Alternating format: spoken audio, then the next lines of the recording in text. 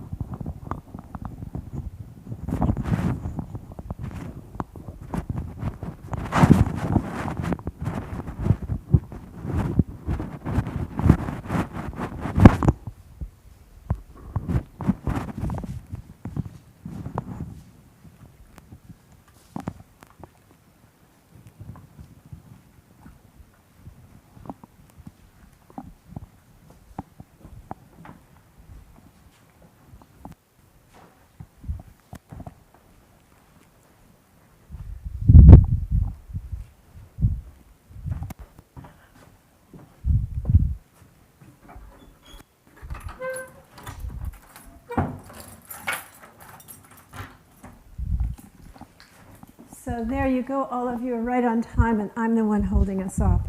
I'm sorry. We're going to talk about the Book of Common Prayer tonight.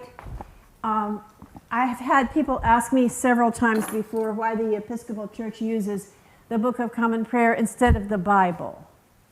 So what if somebody asked you that, what would you say? We use both. We do use both.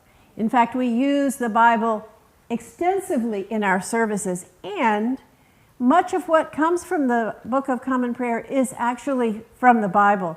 For example, all the Psalms are in both the Bible and the Book of Common Prayer, as well as canticles. Now, you may not be familiar with canticles, but you will be before we leave tonight. Canticles are short pieces of scripture. In some cases, they've been maybe rearranged or turned into a more poetic situation, but for the most part, they are readings from the scripture. So if you start at the very front of the Book of Common Prayer, you come first to some old documents again. And if you move on in, what you'll find is that the Book of Common Prayer was first written by a guy whose last name is Cranmer, who was Archbishop Cranmer, the Archbishop of Canterbury, at the time of the beginning of the Anglican Church in about 1540-something, 1549. I think 1549. And it's been translated and retranslated, even though it was written originally in English. But I'm sure if you've ever read Shakespeare, you know English has changed. And so really what they were doing as they were issuing new editions of the Book of Common Prayers, they're just updating the language. The last time the Book of Common Prayer was updated, and the one that you're looking at now, was updated in 1979. That's been quite a long time ago, and there's a lot of movement toward a new edition of the Book of Common Prayer. But it is very likely that the next time the Book of Common Prayer is updated, it will not be in paper. It will probably be an electronic version only. The Book of Common Prayer is available in an electronic version. So you can get it, for example, on Amazon in a Kindle version. But you can also, I believe, download the whole Book of Common Prayer from the National Church website. You used to be able to do that. I'm not sure that you still can, because I haven't ever needed to do that. I've always just had the Book of Common Prayer in my computer without doing that, so I don't really know for sure. So if we move on forward, you see it says the Book of Common Prayer, and then the subtitle of this book is and administration of the sacraments and other rites and ceremonies of the church together with the Psalter or Psalms of David according to the use of the Episcopal Church. That's a huge mouthful. There are books of common prayer in every country of the Anglican Communion, which is most of the countries in the world have Anglican churches that are part of the Anglican Communion. Some of them call themselves Episcopal churches, some of them call themselves Anglican churches, and in other places I believe they have other names as well. And I know, for example, that there are some uses of the Book of Common Prayer that don't fall into that category of a church in the Anglican Communion. It falls into the category of a church that just saw it as the best possible option for worship. That would include the Church of South India, which is a huge Protestant church in India, Christian church in India, that is a conglomerate church or a constructed denomination made up of all the mainline Protestant churches, the Methodists, the Episcopalians, the Presbyterians, the Lutherans, and Baptists, etc. in India. They all got together and they made a single church, and it's called the Church of South India. And for worship, they use the Book of Common Prayer. And then in Boston, there's a Unitarian church called King's Chapel that uses the 1608 version of the Book of Common Prayer. So it just permeates everything. And if you have, it's way bigger than our church. If you have seen a wedding or a funeral on TV or in a movie, no matter what the situation is, no matter what kind of church they're pretending to be or whatever, the service always sounds exactly like ours. I mean, so exactly that they had to have taken it directly from the Book of Common Prayer. And so the baptism service as well, I don't know, I can't think of any others that you would hear about here on a TV or a movie show. And so it comes with in the beginning you get these pieces of information about the book itself. And then on page 15 you get the calendar of the church year. And there it talks to you about principal feasts, Sundays, holy days, days of special devotion, days of optional observance. And so if you want to know something about, if for any reason you want to celebrate or you want to encourage, say, some group at your church to celebrate some particular event that the church doesn't always celebrate, you can know that you can find out something about it in here. There is another book that you can also use for that purpose, actually two others. One of them is a book called Holy Women, Holy Men. It used to be called Lesser Feasts and Fasts. And so you'll see a lot of things when I'm doing the news and notes part about some saint or somebody whose day we're observing. I always take that from Lesser Feasts and Fasts, and I use Lesser Feasts or Fasts because that's what's in the office. It's the newer edition was named Holy Women, Holy Men, and it's almost exactly the same thing, but it's a lot more inclusive. So then on page 19, you will see a calendar, and it shows you all of the people that the Episcopal Church in the United States observes a day in honor of. And this grows every year, to be honest, because there are lots of what are known as local saints. People celebrated in one particular area of the country for something that they did there that was noteworthy. And eventually they will gather enough support to take that to convention and ask convention to not canonize, not make them a saint, but add them to the calendar.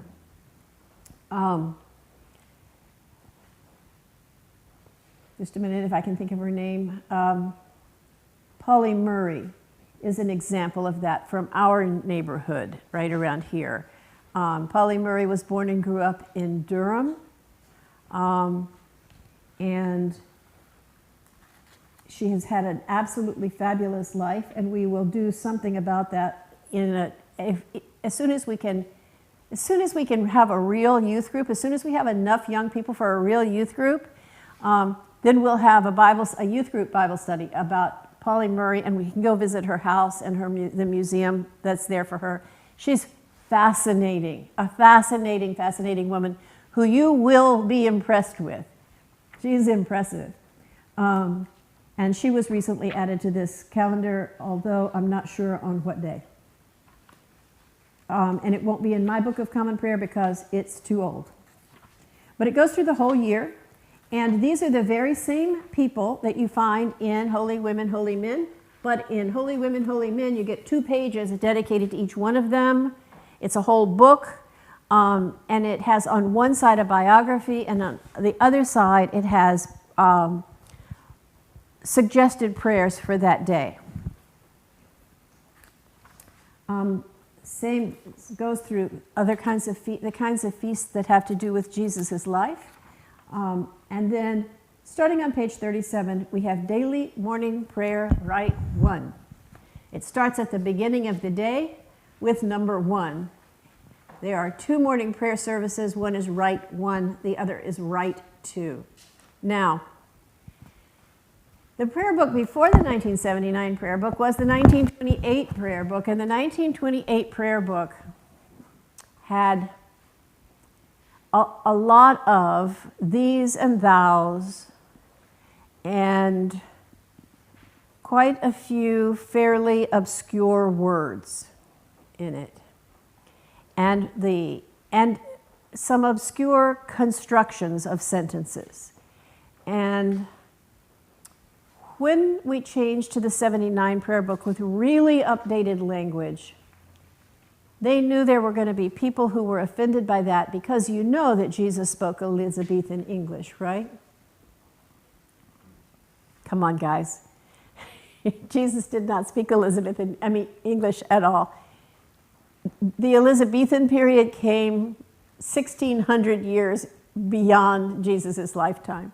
And he never spoke English. Although, don't let people tell you that he was uneducated and poor. Neither of those are true.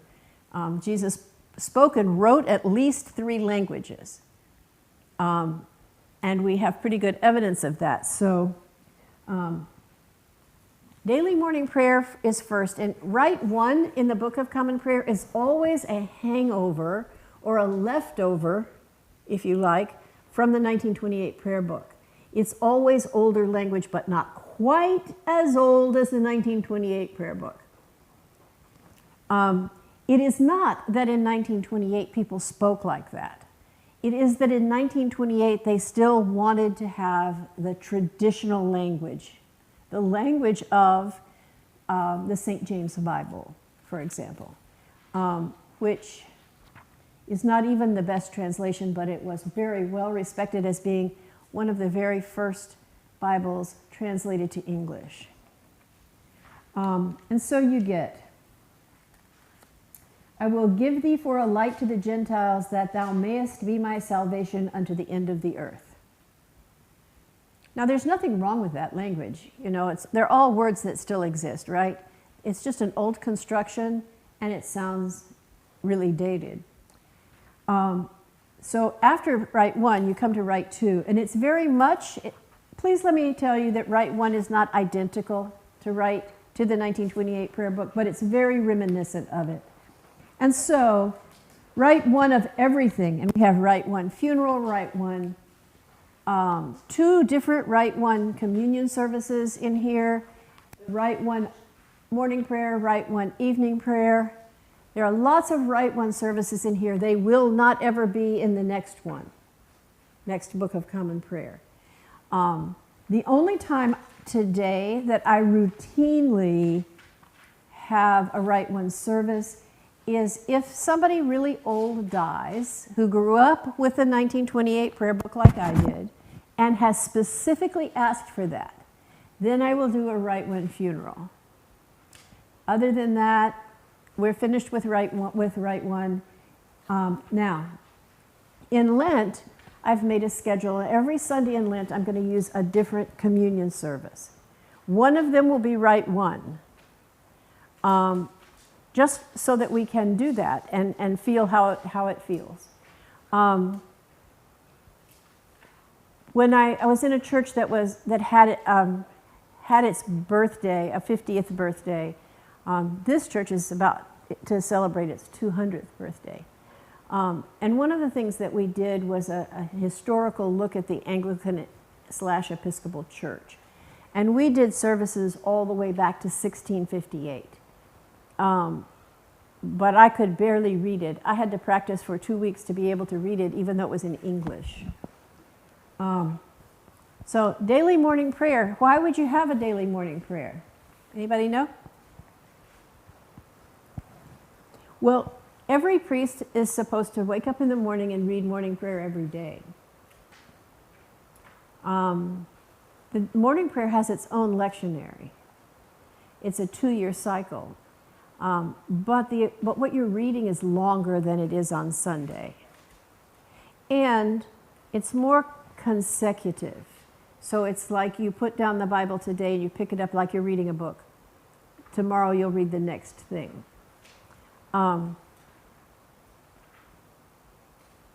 Lots of people do morning prayer every morning on their own to as a kind of discipline, a kind of like thinking about working out every day or something. It's a way of praying every day without having to think too much about what you want to say. And most of the time, if a person, for example, decides to read morning prayer every morning and do it for Lent as a Lenten discipline, by the end of Lent, they're hooked, and they really love starting the day that way. There are helps, some helps with morning prayer that are fabulous.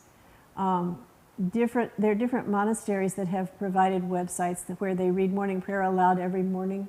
You don't have to even think about what you're doing.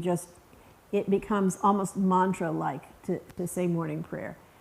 And actually, there is great value in things that are so ingrained in your system that you don't need a book, you don't need a lot of thought, that you just know what comes next. And that's why almost every religion in the world has some kind of mantra practice included in their tradition, like prayer beads in lots of different religions, including the Christian tradition. And there are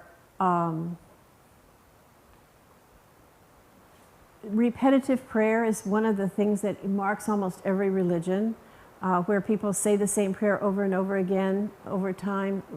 I mean, without stopping, is a way of clearing their head of all kinds of distractions and just getting to a place where they can open their mind and hopefully hear the voice of God. And that's a thing that lots of people try. Some people succeed in doing that, and others just eventually go on to a new discipline. But morning prayer is for that. Morning prayer is for starting your day on the right keel, the right foot. It's not very long. You can read morning prayer in about 15 minutes if you know your way through the service. If you're interested in knowing your way through the service, the next time you have a Wednesday out of school, join me at 10 o'clock, and I will take you through that service, and you will know pretty much right off the bat how to do that.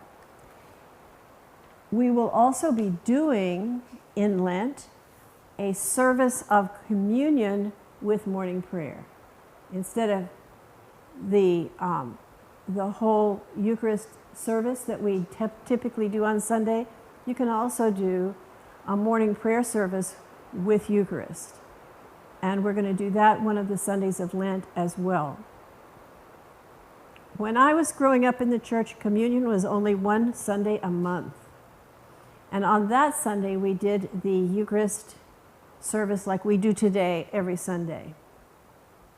And all the rest of the Sundays, we had morning prayer and Eucharist, or just morning prayer. Morning prayer was the main service in the church before the 1979 prayer book. So there are lots of people who are familiar with morning prayer. And again, there are a lot of people who use morning prayer for morning worship and have never been to an Episcopal church, but maybe they found it online or, some other source. After morning prayer, rite 1, of course, is morning prayer rite 2. Now, if you look in here, this service goes kind of like this. You start with an acclamation, then you have a piece of a psalm, either the Venite or the Jubilate, that's Psalm 95, Psalm 100, or during Easter season, the Pascha Nostrum, which is from 1 Corinthians, Romans, and 2 Corinthians. Then you have readings, and you take the readings from the lectionary like we do on Sundays. But instead between each reading, you have the first reading, and then you read the psalm. And then you have the second reading, and you read a canticle. And then you have the third reading, and you read another canticle. And then you have the gospel.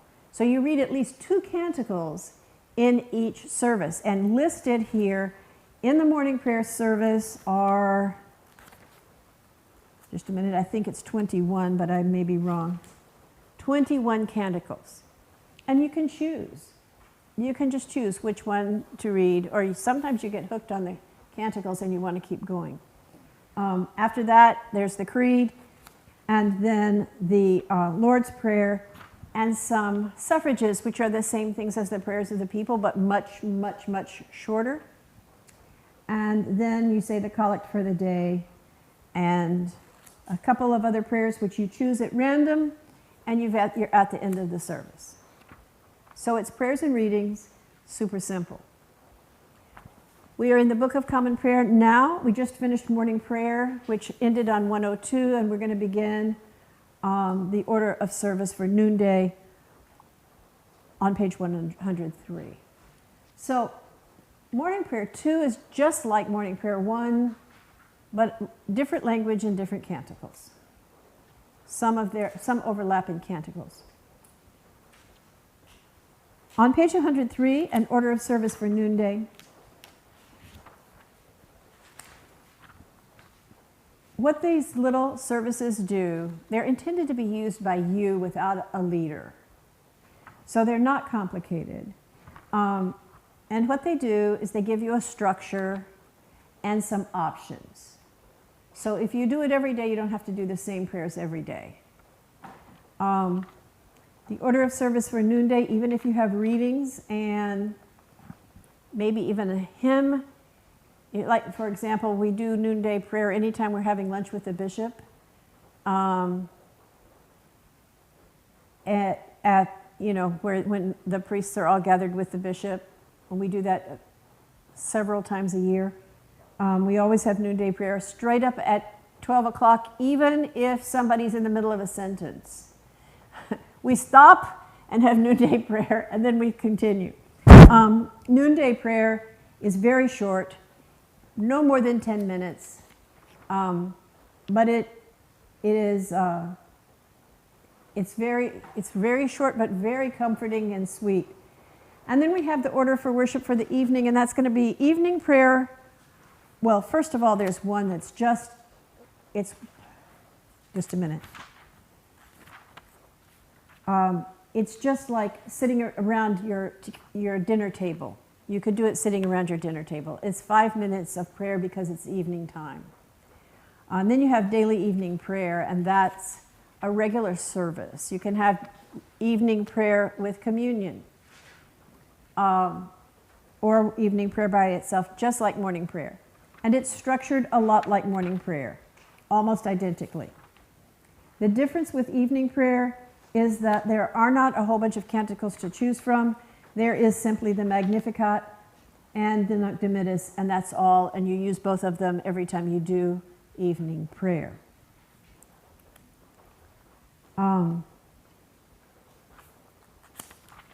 Let's keep going. Compline. Compline is prayers for going to sleep.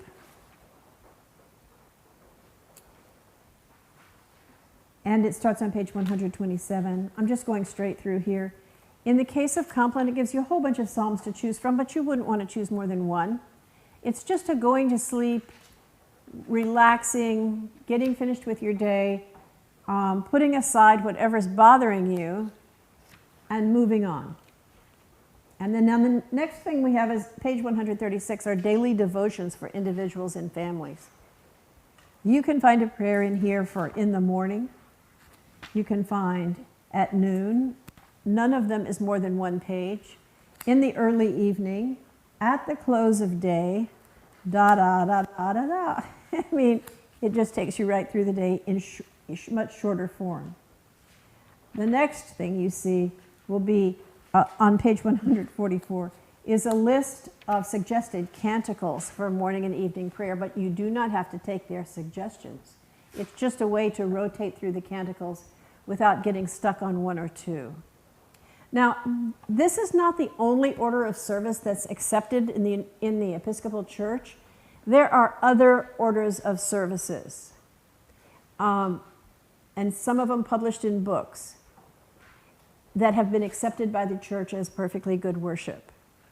And every time they're thinking about a new Book of Common Prayer, they publish books of proposed services, so you can use them and see if you like them. There are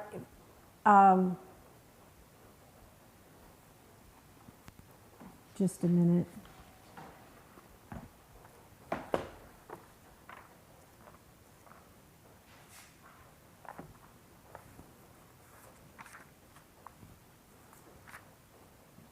There is a book called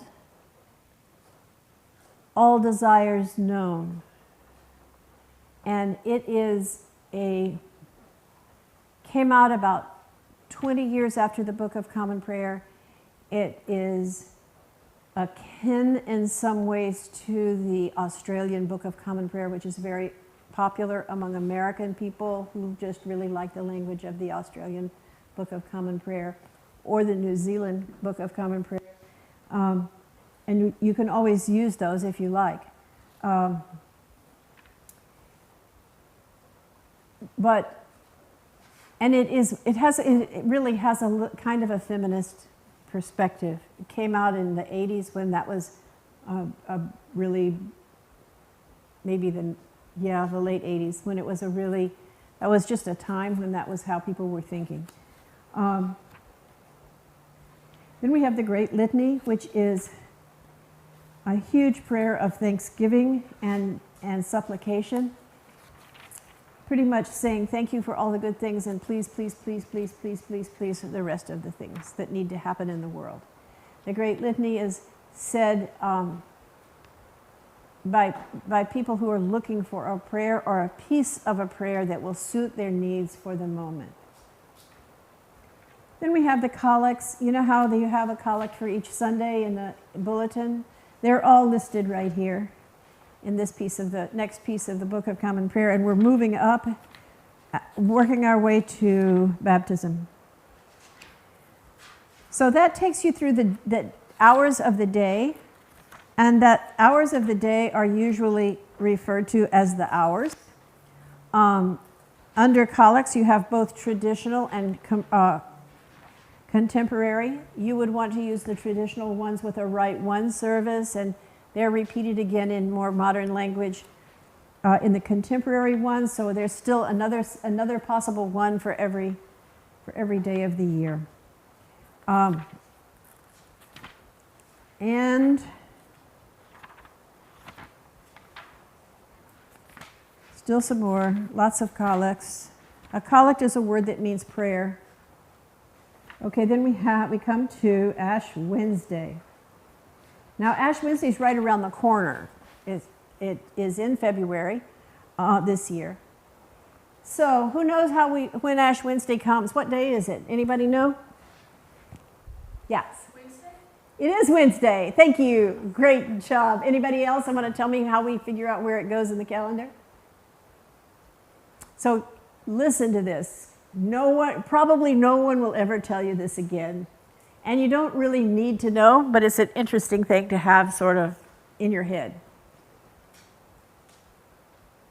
Ash Wednesday is 40 days before Easter, except we don't count Sundays. So it's really 46 days before Easter, or 45 days before Easter.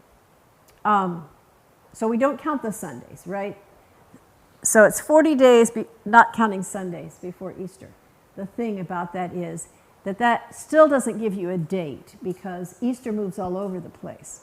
Easter is the first Sunday after the first full moon, after the spring equinox. So the spring equinox is March 22nd, maybe the 21st, 22nd, right there. Easter is the first Sunday after the first full moon. Well, the first full moon could be that week, and the next week could be after the spring equinox, Sunday, could be Easter. That would be its earliest date, right? And but if they had a full moon on the night before the spring equinox, then it's going to be 28 days down there, plus however many days in the week that puts you to before you get to Sunday. So it could possibly be 35 days down there. So there's about a 35 or 36 day window in which Easter can happen, and that's more than a month. So first you have to find out when Easter is, and then you have to count backwards 40 days, not counting Sundays, and you come to a Wednesday, and that's it. That's Ash Wednesday. Ash Wednesday begins the season of Lent, and the season of Lent is about self-examination and giving of alms. Alms just means support to the poor. Usually it's defined in money. So here at St. Bart's, we're going to experience part of Lent as stewardship season, because the season itself lends itself to thinking about ourselves, our church, and what we're going to give. And that fits in with Lent. So Ash Wednesday is the beginning. Ash Wednesday is a fascinating day. It's the day that we remember that no one is going to live forever and all of us will die. It's not sad or grim or anything. It's just a sort of fact. And we need to keep it in mind because it could happen any time, and we need to be prepared. We need to have our hearts in order. That's what Ash Wednesday is about. As we move on, after Ash Wednesday, we move into Holy Week. Now, Holy Week starts on the Sunday before Easter, and we call that the Sunday of the Passion. It's also called Palm Sunday. That's the day that we celebrate Jesus entering like a king into Jerusalem. And we all know that it was only a few days later that he was arrested and crucified. If you need to say something, you can do that. Or if you need to go to the bathroom, you don't have to worry. You don't have to ask any permissions. She was just asking what page you were on. Oh, I'm sorry. I'm now on page 270. But you need to ask me, you know why? Because everybody else is wondering the same thing. 270. The Sunday of the Passion. Let me tell you that if you've never done a whole Holy Week in church before, it's an adventure. And it's kind of like riding a roller coaster. Because there is such joy on Sunday, and by Wednesday, such darkness. And the crucifixion of Jesus is on Friday. And on Thursday is the night before the crucifixion. That's the day that Jesus sitting at the table, says for the first time, "This is my body. When you eat this bread, remember me. And this is my blood. Every time you drink it, remember me." So that's the institution of communion. But it's also the last time the whole group of Jesus and his apostles gather. And then the next day is Good Friday. And on Good Friday is the day that Jesus is crucified.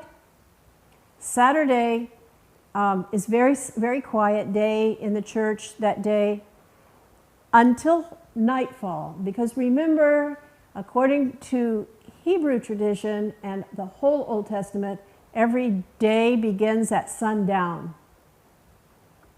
So Easter starts when the sun goes down on Saturday. Just like Christmas starts when the sun goes down on Christmas Eve, right? And so the joy comes back on Saturday night the first time, and Sunday morning, of course, on Easter morning, when we celebrate the resurrection. So it goes from joy to complete disaster in the middle of the week, back to joy again. But it's celebrated with fantastic music and beautiful prayers and services that you only see once a year. And you may not ever have seen them at all before. We have also a service for our discussion about the service for Maundy Thursday, Good Friday. Good Friday is a little more complicated. Holy Saturday. And finally, the great vigil of Easter, which happens the night before Easter, the end of Saturday. That's Easter Vigil. And finally, Easter is coming up. Well, no, Easter didn't come yet. Next, we got Holy Baptism. So Holy Baptism starts on page 299. So I hope you're getting the message here, guys. There's something in here for every minute of your life if you need something. None of it is crucial or absolutely necessary for your salvation or your happiness. But honestly, it is a huge resource, a huge spiritual resource. And I don't know any group of people more likely to be in actual search of spiritual resource than those between 13 and 18.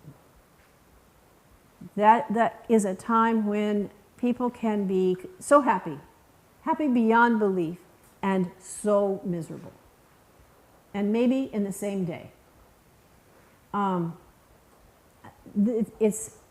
It's devastating to be, and it's also the most exhilarating time. I mean, and the fact that it can be both at the same time is just almost too much to bear.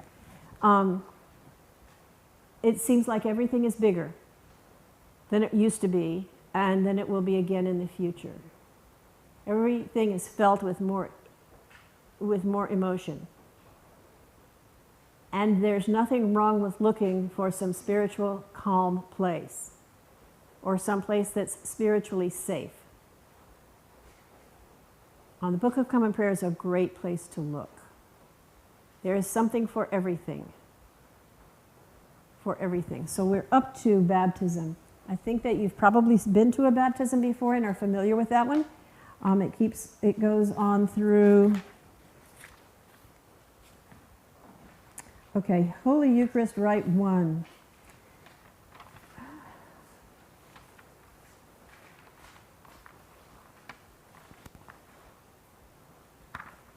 Starts really on page 319, but more commonly on page 323.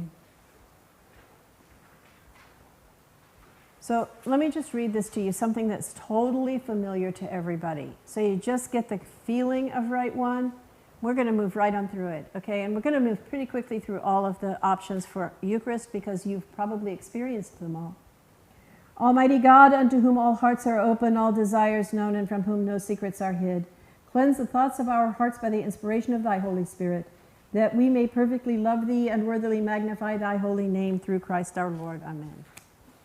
It's it's not terribly different. Hear what our Lord Jesus Christ saith, Thou shalt love the Lord thy God with all thy heart and with all thy soul and with all thy mind. This is the first and great commandment, and the second is like unto it. Thou shalt love thy neighbor as thyself. On these two commandments hang all the law and the prophets. You would be fine listening to this. You would totally understand it. But it is not our language anymore.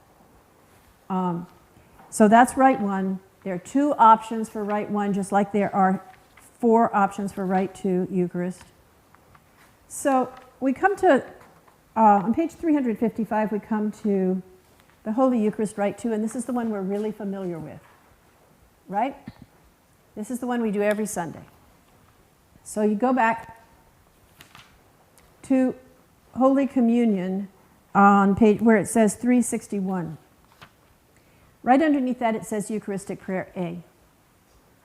In the season that we're in now, which is Epiphany, we're using Eucharistic Prayer A. When we get to the beginning of Lent, we will change to a different Eucharistic prayer. So if you turn to page 367 is Eucharistic Prayer B. Very similar to A. You might not even notice we've changed. It's not the same, but it has all the same components and similar language. On page 369 is Eucharistic Prayer C. And this is the one with the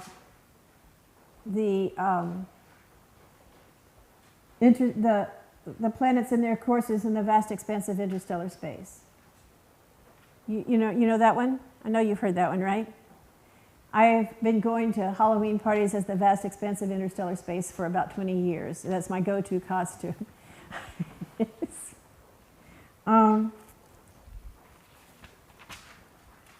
Eucharistic Prayer D is a little bit longer, a lot more serious. The demeanor and the feel of it is much more heavy, but it's lovely.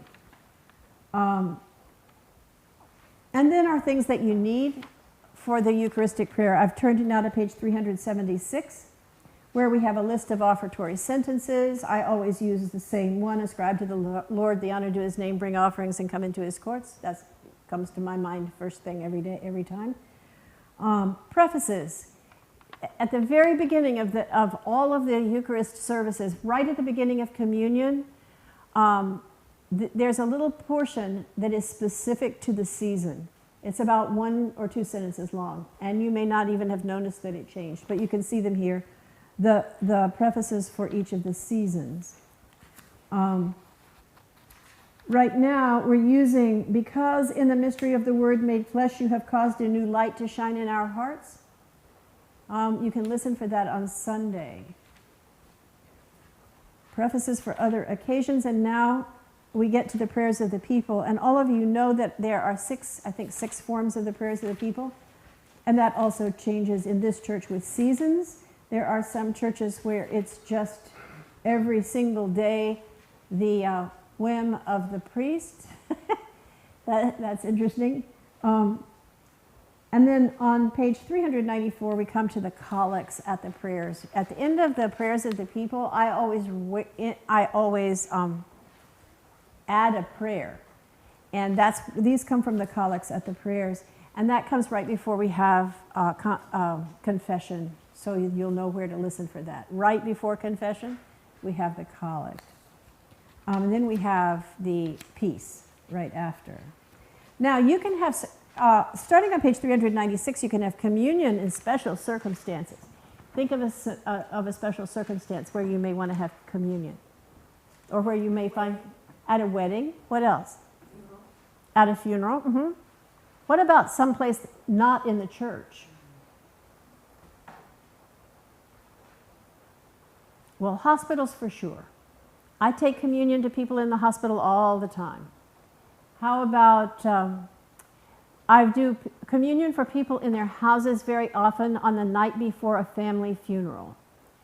When the family is gathered at home so that they can have a communion service with just their family present, because it's going to be a lot of distraction and so forth at the service the next day. When else would we do that? for a person who can't come to church for whatever reason. They can't leave their house, or they're too sick to come to church. The church really owes them communion. It's part of the church teaches us that communion matters to us. And then when a person isn't able to be here in person, it really is the onus really is upon. Do you know that phrase? The onus is upon. The weight rests on the church to make sure that they still get to receive communion. So we have lay Eucharistic ministers, and we have me. Any priest, deacon, bishop who happens to be part of your church, and anyone trained to be a lay Eucharistic minister, we have a number of people in this church who've been trained to be lay Eucharistic ministers, can take bread and wine and prayers to the house of a person who is too sick or too unable to come to church. And right back there in the tabernacle, which is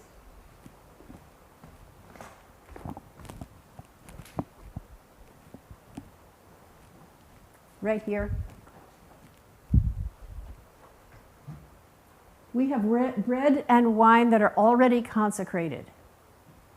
And they're stored here for the very purpose, reserved here. This is a reserved sacrament, and it's reserved for people who can't come to church.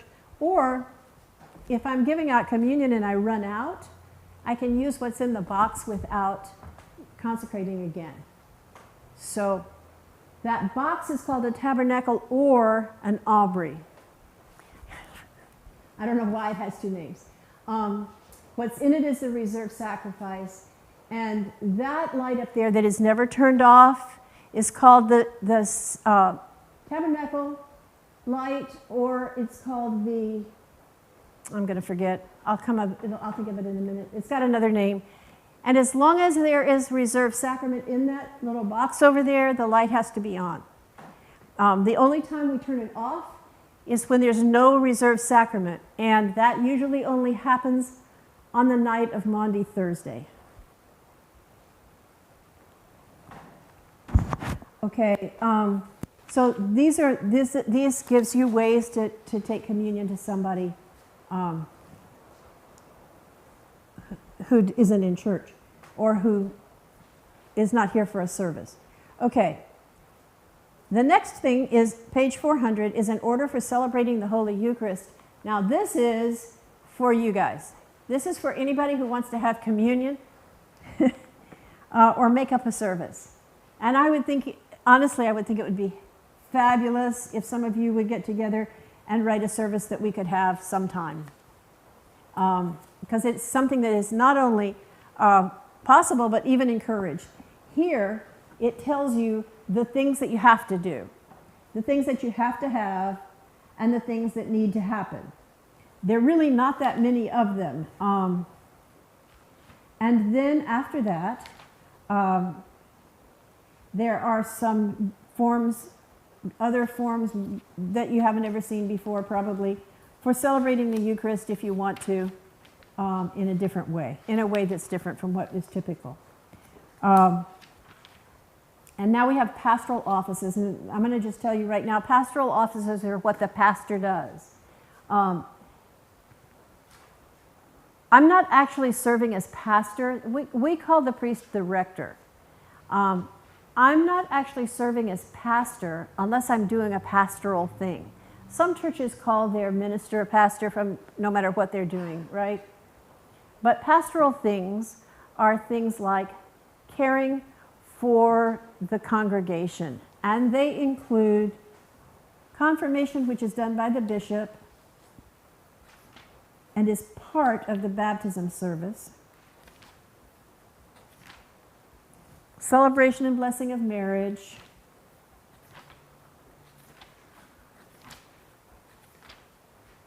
the blessing of a civil marriage where they're not actually getting married in church. Now, this is an interesting thought.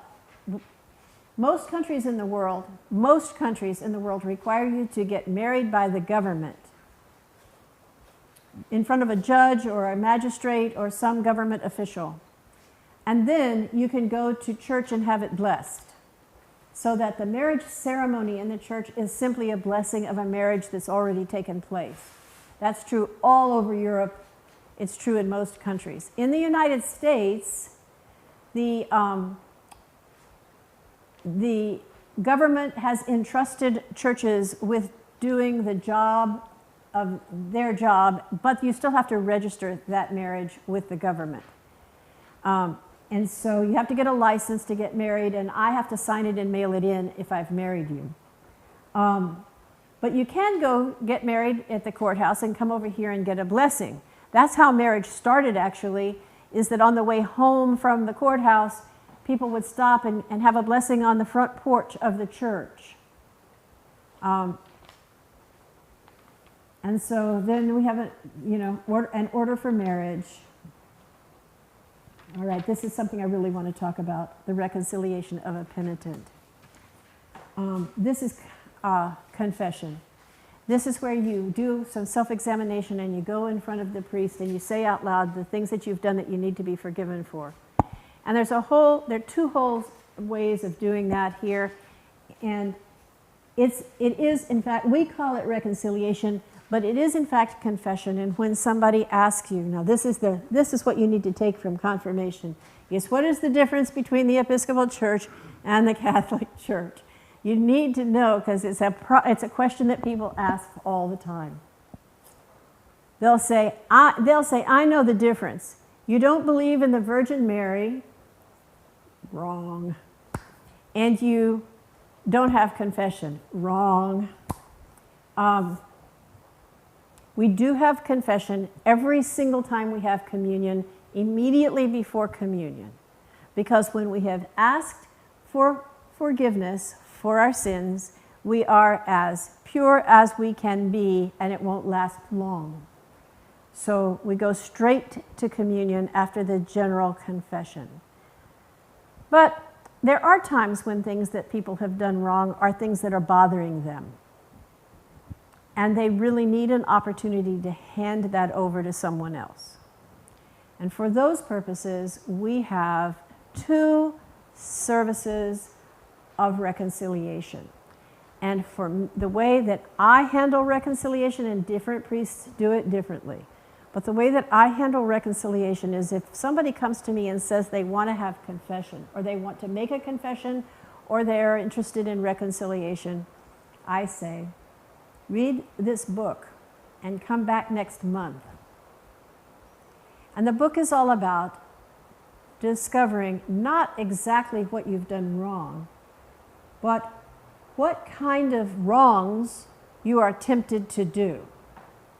Because each of us will have weaknesses, the things that we fall back on, the things that we seem to not ever be able to stop doing.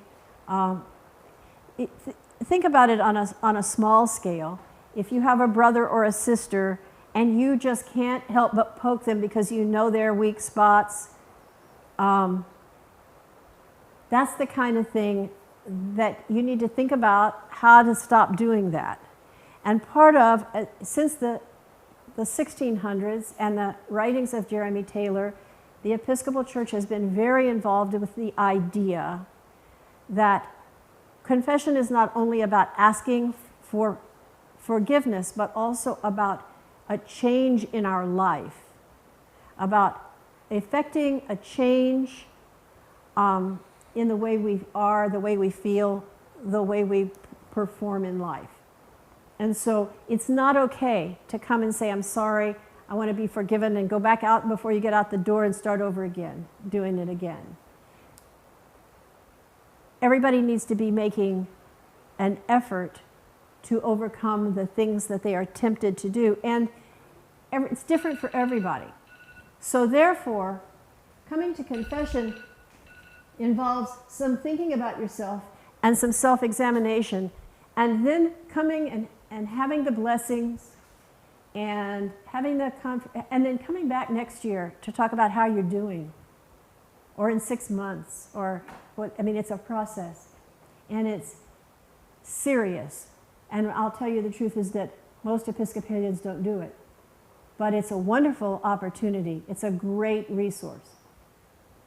And when it comes to the Virgin Mary is just as much the Blessed Virgin Mary, Mother of Jesus, for us as for the Roman Catholic Church and for the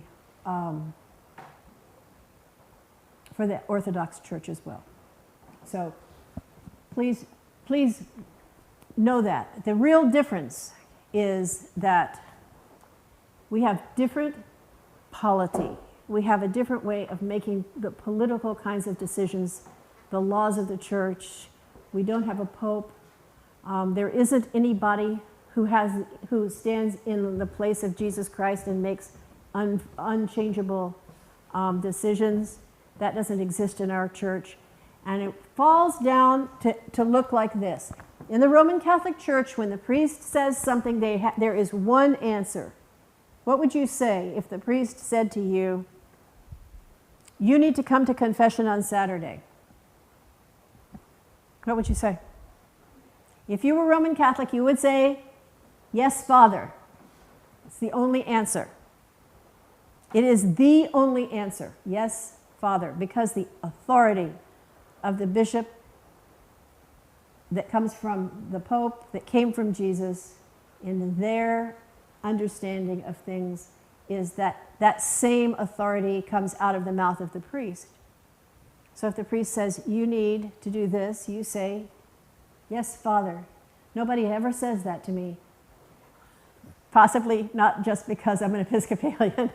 But in the Episcopal Church, the answer is more likely to be, what would make you think that? Tell me all about that. Why would I think that? What makes you think that? Where did you hear that? How did you learn that? We're all about chasing down answers, but we also want to contribute to them.